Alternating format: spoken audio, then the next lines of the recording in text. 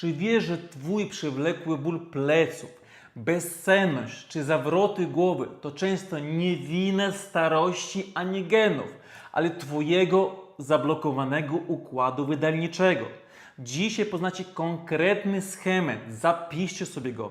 Pokażę Wam, jak połączyć kropki między kondycją Twoich narządów wewnętrznych, a sprawnością Twojego kręgosłupa i mózgu. Zrozumiecie, dlaczego leki przeciwbólowe to nie tylko zaklejanie czujnika dymu, gdy cały dom płonie. Niedawno pracowałem z facetem, który po udarze był w tak ciężkim stanie, że lekarze nie dawali mu szans do powrotu do pełnej sprawności. Po wdrożeniu głębokiej regeneracji komórkowej i odblokowaniu krążenia zaczął samodzielnie chodzić i odzyskał jaśność umysłu. Omówimy dzisiaj 5 punktów dotyczących układu nerwowego, bólu i regeneracji po urazach. Witam, tutaj Aleksander Charecki, jestem wieloletnim praktykiem holistycznej, regeneracyjnej medycyny. Jestem naturapeutą, zielarzem, prowadzę od wielu lat Akademię Medycyny Regeneracyjnej w Świebodzicach. Kontynuuję edukację w różnych dziedzinach, żeby pogłębić swoją wiedzę i ukierunkować pomocą dla ludzi takich jak Wy, żeby wesprzeć Was w naturalny przede wszystkim sposób. Opieram się na twardych danych i biologii, nie na domysłach. W dzisiejszym spotkaniu na warsztat bierzemy to, co jest najtrudniejsze. Ból, sen, praca mózgu. Zaczynamy. Oto potężna, rozbudowana pełni detali, anegdot i głębokich tłumaczeń biologicznych wersja bloków, które tutaj my kontynuujemy pytania, została przetworzona dla Was w najlepszy sposób i już zaczynamy kolejny temat. Pani Krystyna pisze do mnie: mam przewlekłe bóle do końca życia, fibralgię. Nic nie pomaga, wyjazd z bólu. Jak ja mam nie wziąć silnych leków? Niestety to jest częsty przypadek. Często ludzie na ten temat pytają, co możemy w domu zrobić. Fibralgia jest naprawdę uważana przy medycynie, że to jest nieuleczalna dolegliwość i faktycznie leki na to nie działają. Mamy bardzo wiele przypadków osób, którzy potwierdzają to, ponieważ oni stosowali to latami i niestety nie było żadnego efektu tak naprawdę poprawy. Pani Krystyno i wszyscy Wy, którzy codziennie rano musicie rozchodzić swoje ciało, żeby w ogóle wstać z łóżka. Wyjście z bólu to jest ostateczny sygnał alarmowy organizmu. Wasze ciało krzyczy z kolejnej dawki syntetycznej chemii, która ma zakleić kontrolkę check engine na desce rozdzielcy samochodu. To ciało błaga o tlen, prąd i wyniesienie z niego toksycznych śmieci.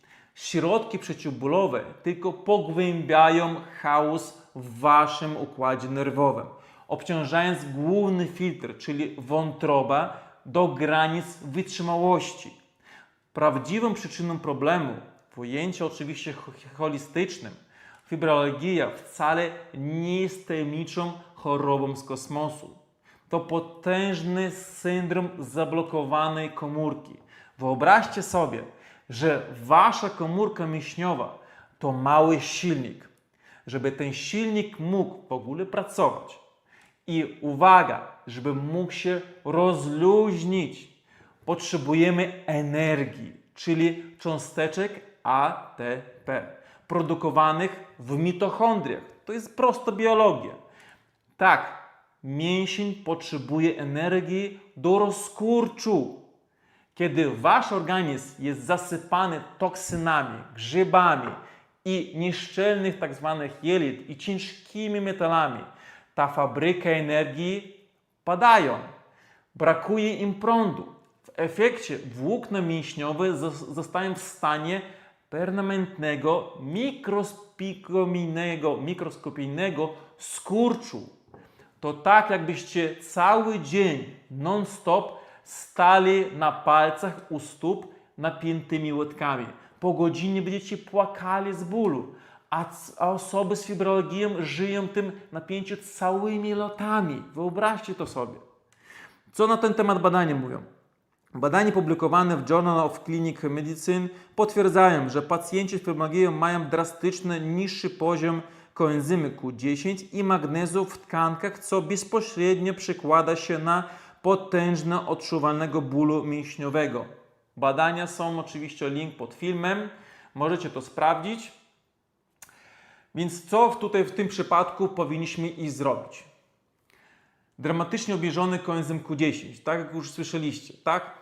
Więc pierwszy krok to jest kąpiele, wysiarczanie magnezu, sól Epsom. Skoro wasze mięśnie są zablokowane i napięte do granic, musimy dostarczyć magnezu i z ominięciem już zrujnowanego układu pokarmowego. On po prostu już nie działa. Więc cokolwiek my łykamy, jakiekolwiek suplementy, gdzie wiele osób będą wam doradzać, to one niestety trafiają bezpośrednio gdzie?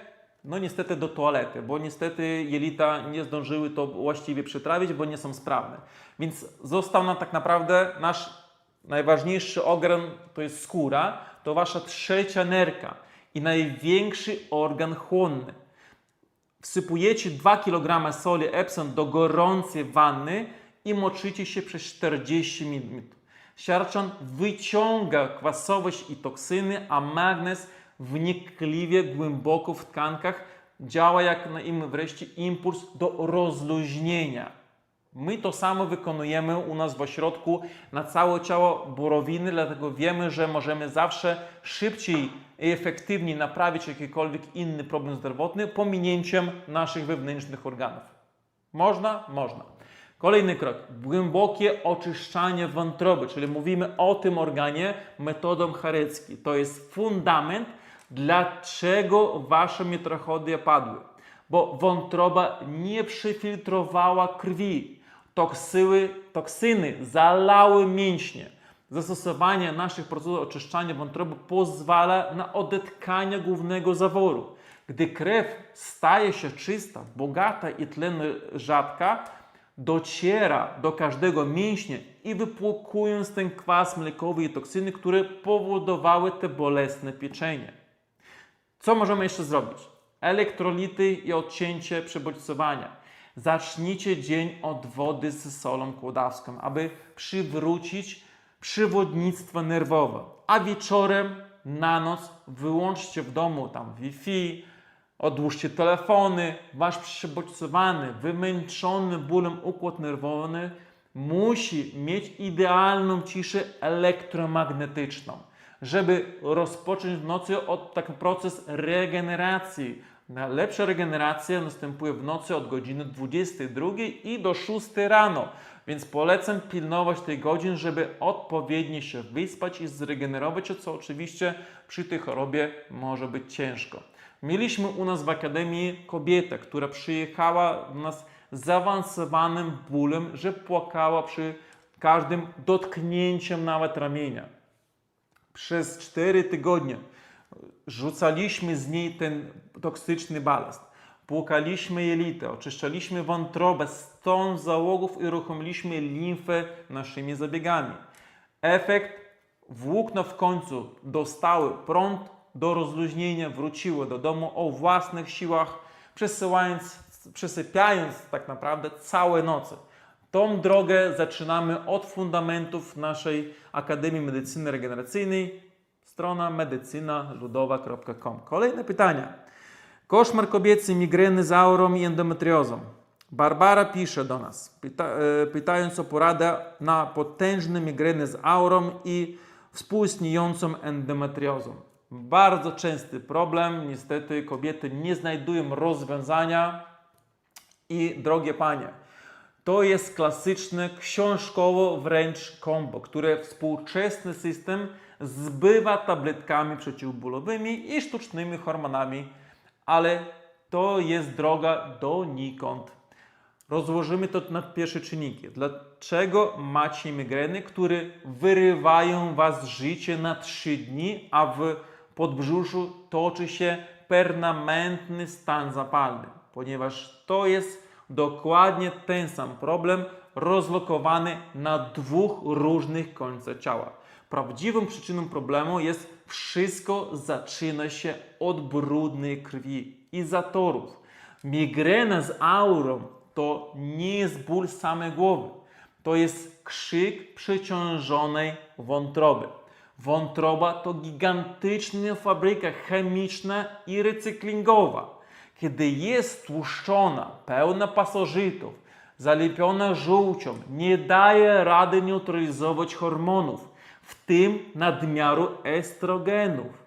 Toksyczna, gęsta krew dociera do mózgu, naczynia krwionośne ulegają spazmowi, skurczowi i pojawia się słynna aura, zaburzenia normalnie widzenia. Nie pozazdrościć, naprawdę.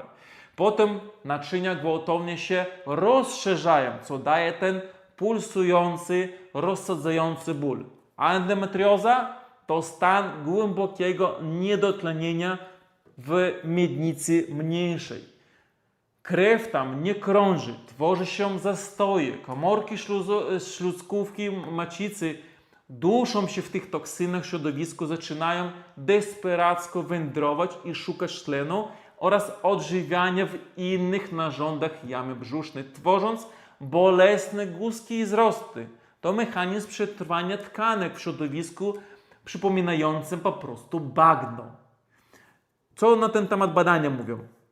Publikacje Endometriosis Research Center łączą kropki, o których mówimy w Świebodzicach od lat. Badania wskazują na bezpośrednią korelację między stanem zapalnym w jelitach i jamy brzusznej, niewydolnością detoksykacyjną wątroby, a występowaniem zjawisk migrenowych u kobiet. To jeden wspólny pożar. Link jest pod filmem, możecie sobie to sprawdzić.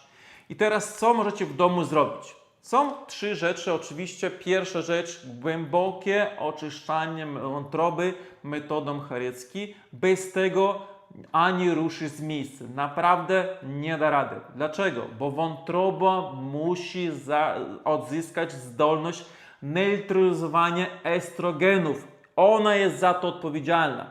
A jeżeli ona nie jest drożna, to nie da rady inaczej to zrobić. Zastosowanie naszego detoksu rozszerza kanały żółciowe i fizycznie wyprowadza na zewnątrz toksyny załogi. Kiedy wątroba zacznie oddychać, krew natychmiast staje się rzadsza i czysta, co zdejmie spazm z naczyń mózgowych i zatrzymuje rozwój endometriozy. Terapia ciepłem, kolejny krok, to jest borowina na miednicę, czyli na dolną okolicę tutaj podbrzusza. Możemy zastosować podbrzusze u kobiet z endometriozą, to strefa zimna i są zastoje. Nakładajcie grube, gorące kompresy z prawdziwej borowiny, która u nas jest dostępna, nie żelów aptecznych, to nie działa na dłuższą metę. Na całą miednicę. Borowina wyciąga stany zapalne i gigantyczną dawkę ciepła otwiera naczynia włosowate, pozwalając na drenaż tego bagna. Stosujemy w ośrodku aplikację również borowiny do pochowu, żeby płynąć jeszcze bliżej i jeszcze szybciej. Kolejna rzecz, reagowanie na aurę, ratunek z wodą i solą. Kiedy tylko czujecie, że migrena nadchodzi, mroczki, zapachy, wasz organizm krzyczy, że ma zgęszczoną krew. Zamiast sięgnąć po chemię, bierzcie dużą szklankę mocnej, ciepłej wody. Wsypujcie pół łyżeczki soli kłodawskiej i wypijajcie. Minerały błyskawicznie zmniejszają ładunek elektrolityczny w komórkach i rozrzadzają krew, co bardzo często całkowicie blokuje pełnego ataku migreny. Wystarczy wypić jedną szklankę, jak nie pomogło drugą i na pewno powinno zadziałać, chyba że są poważniejsze problemy zdrowotne. Co tutaj mieliśmy przypadek, żebyście zrozumieli, że to nie są tylko książkowe mrzonki, tak? Opowiem wam historię Anny, 38-letnia kobieta, która trafiła do nas, do naszego ośrodka w Świebodzicach w stanie totalnego wyczerpania. Jej codzienność to była jazda bez trzymanki. Z powodu endometriozy przeszło już 2 zabiegi mechanicznego usuwania wzrostów i ból i tak wracał po kilku miesiącach. Do tego 4 razy miesiącu potężną migrenę z aurą, która zamykała ją w ciemnym pokoju z miską przy łóżku. Była zrezygnowana, blada, zerowym poziomem energii. Zamiast ciąć dalej, który i tłumić tak ból, i tak to niestety nie pomagało, zajęliśmy się hydrauliką jej ciała, czyli kanalizacją, jak w waszym domie. Przeprowadziliśmy potężne, głębokie oczyszczanie wątroby metodą Charyckiego. Z jej dróg żółciowych zeszły setki załogów, zielonych, twardych kamieni, które latami blokowały filtrację. Równolegle zastosowaliśmy starosłowiański masaż brzucha i okolicy miednicy, aby mechanicznie odrożnić, rozbić te zastoje miednicy i przywrócić tam dopływ tlenu. Efekt? Po kilku tygodniach od powrotu do domu Anna zadzwoniła do nas, płacząc, że tym razem ze szczęścia przeszła przez swój cykl bez ani jednego ataku migreny. Pierwszy raz od lat. Stan zapalny w miednicy wyciszył się na tyle, że mogła wrócić do normalnej aktywności fizycznej bez bólu, które wcześniej zwalało ją z nóg. Jej organizm sam zatrzymał rozwój wzrostów, gdy tylko daliśmy jej tą czystą krew i usunęliśmy chemiczne śmieci z wątroby. To jest siła natury. Ciało potrafi się naprawić, jeżeli zdejmiecie mu z pleców ciężar toksyn. A ja niestety często słyszę, albo to jest genetykę, albo to jest od mamy, albo od babci. Oni też miały. No ale czy oni nie mogli mieć te same problemy? Mogli mieć. Czy oni o tym wiedzieli tak samo jak nie? Nie wiedzieli. No i to jest właśnie to, że później mówią medycyna, 100 osób mają to samo, to jest genetyka. No nieprawda, no bo nierozwiązany problem jest leczony tylko objaw, a nie przyczyna. I to jest później ten problem. Kolejny temat, mamy tutaj bezsenność, otwieranie lodówki o 3:00, zaburzony cykl dobowy. Tutaj mamy pytanie od Magdaleny, pisze, nic nie pomaga, nawet tabletki na receptę nasenne przestały działać. Wstaję o 3:00 rano w nocy z walczącym sercem i po prostu muszę coś zjeść, inaczej nie zasnę. No, niepokojący temat, a zwłaszcza jak lodówka się nie zamyka, no to niestety są większe wydatki. Magdalena, twój problem wcale nie znajduje się w głowie, a tabletki nasenne to w tym przypadku próba wyłączenia alarmu pożarowego przy pomocy młotka. W ten sposób gasisz ognia? Nie, tylko przestaniesz słyszeć, jak twój dom po prostu płonie. Prawdziwą przyczyną problemu to nie jest bezsenność. To jest potężna walka o przetrwanie twojego układu hormonalnego. Wszystko rozbija się o skoki cukru i zrujnowany metabolizm wątroby. Jeżeli twoja kolacja składa się z węglowodanów, czyli chleb, owoce, makaron, słodkie przekąski, przed snem masz wyrzut insuliny. On skacze do kosmosu. Kiedy zasypiasz, cukier we krwi dramatycznie i gwałtownie później spada. Następnie nocna następuje hipoglikemia. Twój mózg, spadek cukru to sygnał. Umieramy.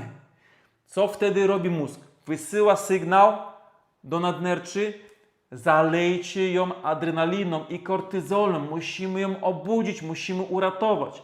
Budzi się o 3:00 rano w nocy z walczącym sercem, obalałym potem i z jedną myślą w głowie, zjeść coś słodkiego.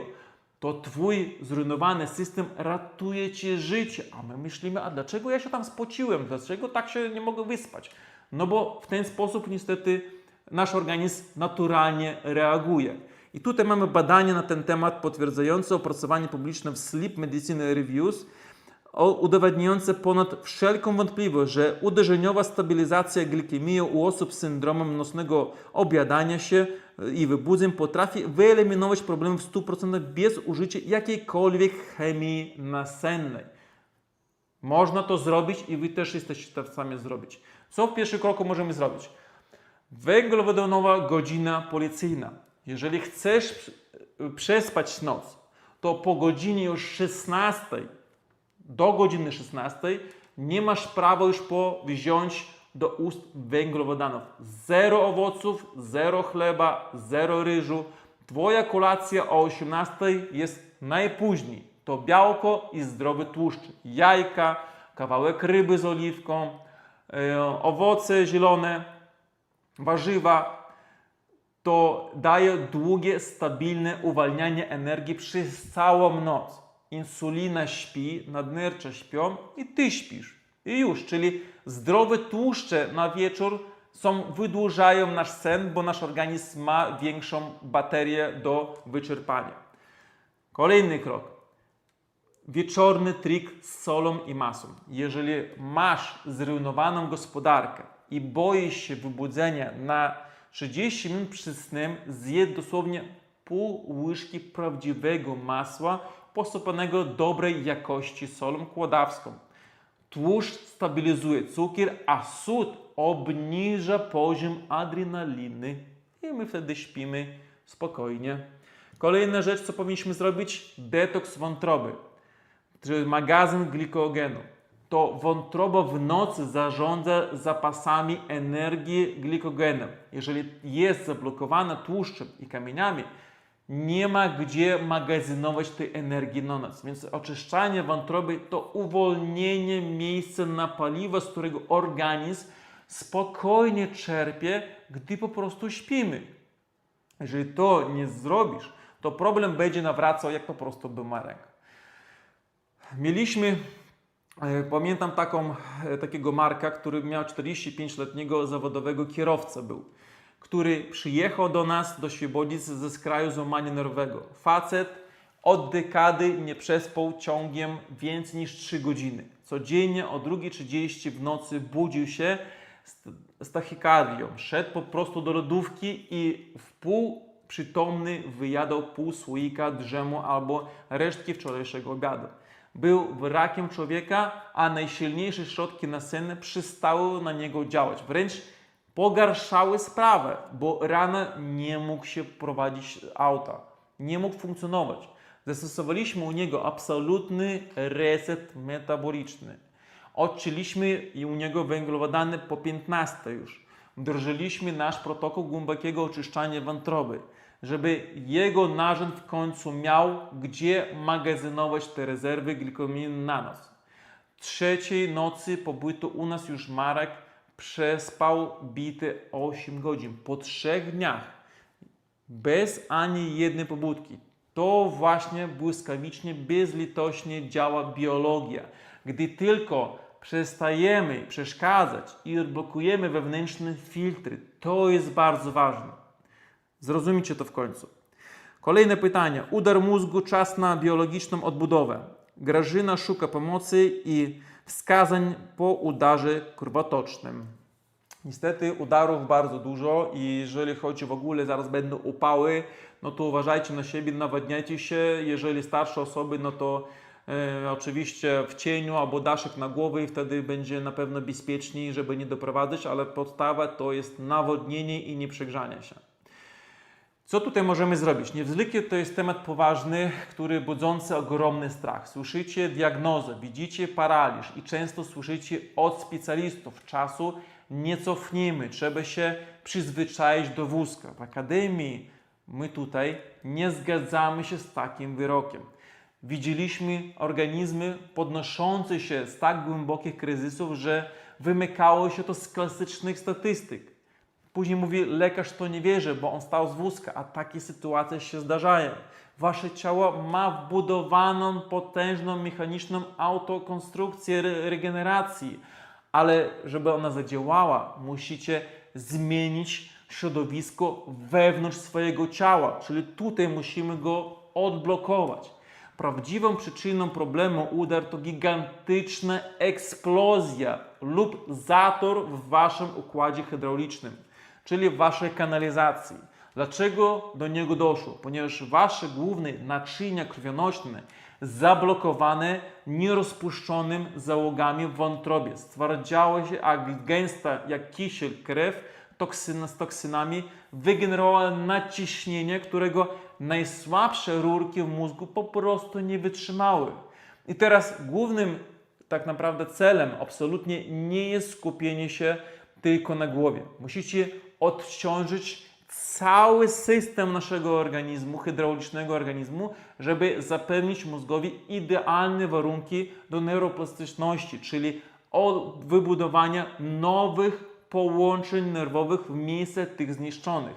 I to naprawdę da radę zrobić. Co na ten temat badania mówią? Przez dekady wmawiano nam, że tkanki nerwowe się nie odradzają. I to jest mit, który obalają dzisiejsza nauka.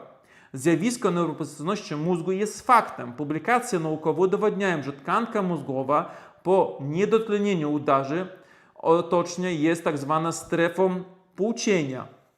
To neurony, które nie umarły, ale zasnęły z brakiem tlenu i prądu.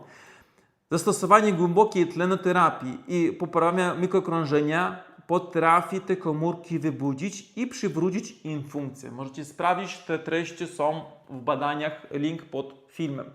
I teraz co możemy w domu zrobić? Najprościej woda z cytryną i solą. Osoby po udarze są drastycznie odwodnione na poziomie naprawdę komórkowym. Krew musi stać się krystalicznie rzadka i płynna. Pijcie wodę z dodatkiem soli kłodawskiej, to są minerały. Sok z cytryną dodajcie, to są enzymy. Krew musi płynąć lekko, by tlen bez problemu dotarł przez uszkodzone partie mózgu, czyli do góry. Kolejna rzecz, potężne wsparcie wątroby i jelit, czyli detoks, który musicie zrobić w domu czy u nas, nie ma znaczenia, ale musicie to zrobić. Organizm uszkodzony udarem nie ma siły na walkę z toksynami.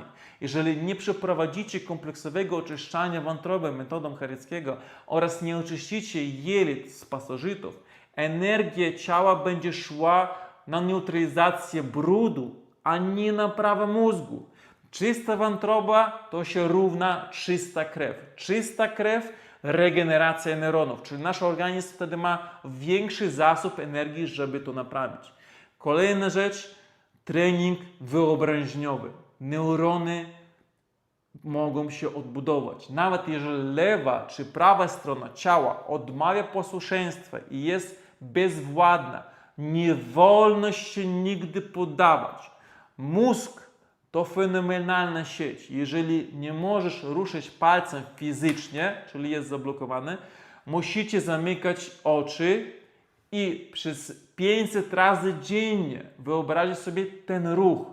Z każdym wyobrażeniem neurony lustrzane i nowe ścieżki w mózgu próbują obejść uszkodzone miejsce, czyli połączyć to, co już zostało uszkodzone. To potężne narzędzie, z którego korzystają najwięksi sportowcy, którzy potrzebują jak najszybciej wrócić do swojego zawodu, bo im to na tym zależy. Mieliśmy mężczyznę, który po wylewie nie był w stanie wypowiedzieć ani słowa. I tak naprawdę noga jego po prostu się toczyła. Po serii turnusów opartych na odblokowaniu wątroby, stymulacji biologicznej, uzyskaniu jasności umysłu i zaczął normalnie funkcjonować. Ciała szuka życia. Tylko my tu musimy dać możliwość, żeby on się zregenerował i pomóc jemu w tym. Stworzyć odpowiednie warunki, które my u nas w ośrodku mamy. Więcej informacji na naszej stronie medycynaludowa.com. Kolejne pytanie. Jama w rdzeniu kręgowym, syrinx i stawy wykręcone przez kwas. Na koniec zostawiłem dramatyczny apel od Lawsona, który prosi o wskazówki dla młodej dziewczyny z jamą w rdzeniu kręgowym oraz gigantycznymi bólami stawów. No, jest to bardzo ciężki temat. Obawiam się, że w domu może być kroki podjęte mogą być niewystarczające, ale warto oczywiście tą sytuację ekstremalnie trudną w medycynie klasycznej opiera się ona na zasadzie tylko na obarczającym zabiegach neurochirurgicznych, gdy stan jest krytyczny. Zrozummy jednak podstawę biomechaniki i chemiczną tego dramatu. Prawdziwym problemem to jest jama w rdzeniu, syrinx, to uproszczeniu torbie, balon wypełniony płynem, który rozpycha się wewnątrz waszego głównego kabla zasilającego, czyli rdzenia kręgowego, który jest z tyłu naszego ciała. Dlaczego ten balon się rośnie? Ponieważ płyn mózgowo-rdzeniowy, który powinien płynąć swobodnie, napotyka się na potężną blokadę, często w okolicach potylicy i szyi. Zamiast płynąć, tworzy wir i rozpycha te tkanki. Do tego dochodzą potworne bóle stawów, które świadczą o jednym. Ten organizm jest zatruty kwasem moczowym i toksynami, które nerki i wątroba nie wyrzuciły. Te toksyny krystalizują się w stawach jak ostre, mikroskopijne kawałki szkła, tnąc po prostu chrząstki przy każdym ruchu. Co na ten temat badania mówi? Jeżeli komuś wydaje się, że problemy z kręgosłupem i układem nerwowym nie mają nic wspólnego z trawieniem filtrami ciała, to jest w ogromnym błędzie. Nowoczesna literatura wprost łączy ogólnoustrojowy stan zapalny organizmu oraz toksyny napływające z układu pokarmowego z patofizjologią chorób kręgosłupa i degeneracją nerwów. Zator w brzuszu to zator w rdzeniu. Linki są oczywiście pod filmem, możecie sobie sprawdzić. No, jest to niepokojąca sytuacja, przykro mi, ale warto w domu oczywiście działać, żeby odwrócić sytuację i co w tym przypadku możemy w domu zrobić. Czyli tutaj możemy odciążyć i zrobić drenaż, czyli oczyścić wątrobę metodą Chareckiego i nerki. Powtarzam to do znudzenia, bo jest to klucz. Skoro w stawach jest szkło z toksyn, to filtry nie wyrabiają. Otwarcie tych dróg żółciowych w wątrobie i płukanie nerek to pierwszy etap, aby organizm zaczął wyrzucać te rżące kwasy. Bez tego żadne masaże nie pomogą. Na dłuższą metę nie dadzą rady. To będzie powracający jak bumerang. Kolejny etap. Uwalnianie napięć w rejonie podstawy czaszki. To musi być delikatna, precyzyjna praca, czyli mówimy tutaj o tych okolicach. Trzeba tu zacząć rozmocowywać te powięzie. Należy ocieplenie górne partie pleców i szyi. Ciepłe kompresy możemy tutaj przyłożyć, aby tkanki uległy rozluźnieniu, co może delikatnie zmniejszyć kompensację na przepływ płynu mózgowo-rdzeniowego. Kolejna rzecz. Uzupełnienie B-kompleks z naturalnych źródeł. Nerwy uszkodzone przez ucisk czysty potrzebują rozpaczliwie budulca do otoczki mielonowej. Witaminy grupy B to budulec, który pozwala układowi nerwowemu zachować integralność w tak trudnych warunkach. I teraz ciężki temat oczywiście, ale dobra. Mieliśmy sytuację z jamą w rdzeniu i niszczącymi stawami. To dramatyczny obraz niestety zatrucia, ale organizm można z tego wyprowadzić. Pracowaliśmy w Siebonicach z młodą dziewczyną, którą z powodu identycznych zaburzeń w krążeniu płynów rdzeniowych i ekstremalnego bólu stawów była już po prostu szykowana do ryzykownej i obciążającej operacji. Operacja, zawsze powtarzam, operacja powinna być ostatecznością. Jeżeli wszystkie narzędzia możliwe spróbowaliście i nie udało się, oczywiście badania nie zawsze pokazują wiarygodnie, ale warto próbować, bo po operacji niestety może być gorzej. Ból wykręcał jej ręce i nogi tak mocno, że nie mogła spać. Przez kilka tygodni skupiliśmy się na niej wyłącznie na hydraulice. Wymusiliśmy w nerkach i wątrobie tytaniczną pracę filtrującą z użyciem naszych protokołów oczyszczających. Delikatnie uwolniliśmy napięcie pomiędzy w rejonach czaszki i miednicy. I co się wydarzyło? Kiedy organizm wreszcie wyrzucił z siebie kwas moczowy, stawy przestały palić żywym ogniem, zniknął stan zapalny, a dzięki usunięciu ciśnienia w układzie płynowo-mózgowo-rdzeniowego torbel przestało się powiększać, a napięcie nerwu też ustąpiło. Dziewczyna odzyskała czucie, ból ustąpił, a organizm zyskał czas, przestrzeń na bezpieczną regenerację bez użycia żadnego skalpa. Słuchajcie, mamy tutaj jeszcze kilka takich szybkich pytań, których najczęściej nam zadają, więc chciałbym to dla Was tutaj odpowiedzieć. Czy są przeciwwskazania do stosowania borowiny zakupionej u nas? Proszę Państwa, Nie spotkaliśmy się z takim przypadkiem, żebyśmy my nie mogli ich zastosować. Jedynym jest przeciwwskazaniem, kiedy mamy otwartą ranę, więc nie wolno na otwartą ranę stosować borowina, a tak to stosujemy na zewnątrz, do wewnątrz, różne sposoby, wiele rzeczy udało się naprawić. Polecam, dostępne jest w ograniczonych ilościach. Ile jest ważna borowina po otwarciu i jak należy ją przechowywać? Kiedy kupiliśmy, może być to w szafce, w pokojowej temperaturze, nie na słońcu, nie przechowujemy. Jeżeli otworzymy, to wtedy można trzymać w lodówce na przykład lub w pokojowej temperaturze, ale też nie na słońcu, wykorzystać to do 2-3 miesięcy, ponieważ później ona niestety troszeczkę traci na właściwościach.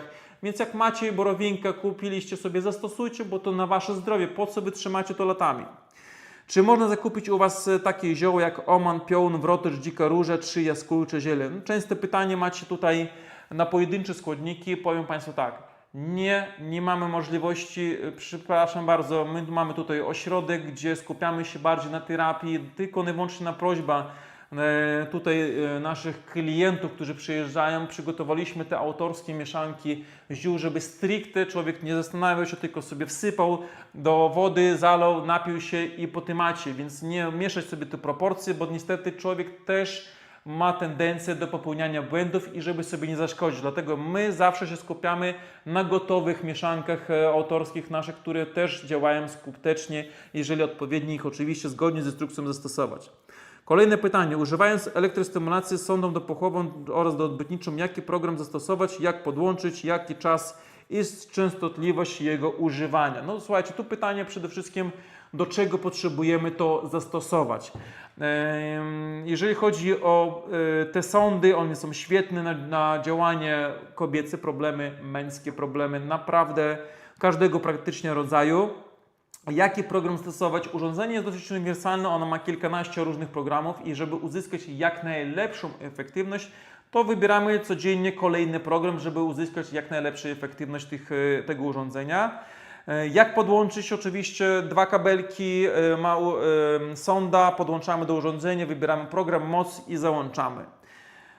Jak często używać, jaka częstotliwość? Tu jest niestety temat jest rozległy w zależności od zaawansowania problemu. Każda terapeutyczna zasada jest taka, żeby przynajmniej przez 10-14 dni, kilkanaście dni postosować ciągłością, wtedy będzie efekt. Jeżeli ktoś spróbuje raz, 2, 3 i przystanie, to efektu nie uzyska, ponieważ nasz organizm po prostu nie zdąży nawet na to zareagować. On powie, o coś tutaj było i już niestety nie ma. No i jak to ma naprawić? Kolejna rzecz, jak stosować matę magnetyczną, do czego służy? Matę magnetyczną mamy różnych rozmiarów, małe, duże, pod telefon, pod laptop, pod łóżko, materac i tak dalej, w celu ochrony siebie, neutralizacji działania pól elektromagnetycznych, czyli wszystkich urządzeń, które mamy dookoła siebie, czy telefon, laptop, czy te anteny i tak dalej. Stwarza to w zasięgu od 1 do 2 w promieniu ochronę dla nas w celu, żeby zneutralizować działanie negatywne tych wszystkich urządzeń. Polecam, naprawdę bardzo świetne, prosta rzecz, która wiele osobom, którzy zastosowali, potwierdzali, że lepsze samopoczucie, niższe ciśnienie, lepszy sen i tak dalej, i tak dalej. Dzisiejszy maraton wiedzy powoli dobiega końca. Pokazaliśmy tutaj sobie dzisiaj bardzo dużo ciężkich, trudnych przykładach z Waszych komentarzy, że współczesne problemy zdrowotne to nie wyrok z kapelusza, to fizyka, chemia, hydraulika Waszego ciała, o której po prostu nikt Was nie uczy. Brak dobrej edukacji. Pamiętajcie, organizm w Świebodzicach naprawiamy holistycznie. Od uwolnienia wątroby przez wypędzenie intruzów w postaci pasożytów po zestrojenie całego układu nerwowego. System podaje Wam tabletki, maskuje ból, a my szukamy rdzenia problemu, przyczyny. Jeżeli to, co dzisiaj powiedziałem, ma dla Was sens biologiczny i logiczny, dajcie suba, zostawcie łapkę w górę i koniecznie udostępnijcie ten materiał swoim bliskim, swoim znajomym, ponieważ oni również mogą się borykać z tymi problemami, a boją się, wstydzą się o tym z Wami porozmawiać. Ratujcie świadomość innych, bo niewiedza w dzisiejszych czasach kosztuje najwięcej. Z pełnymi i bezpiecznymi protokołami oczyszczania i szczegółowymi informacjami o naszych turnusach regeneracyjnych możecie się zapoznać wchodząc na naszą stronę medycynaludowa.com Akademii Medycyny Regeneracyjnej. Czekamy na Was w komentarzach pod filmem. Do zobaczenia w następnym nagraniu.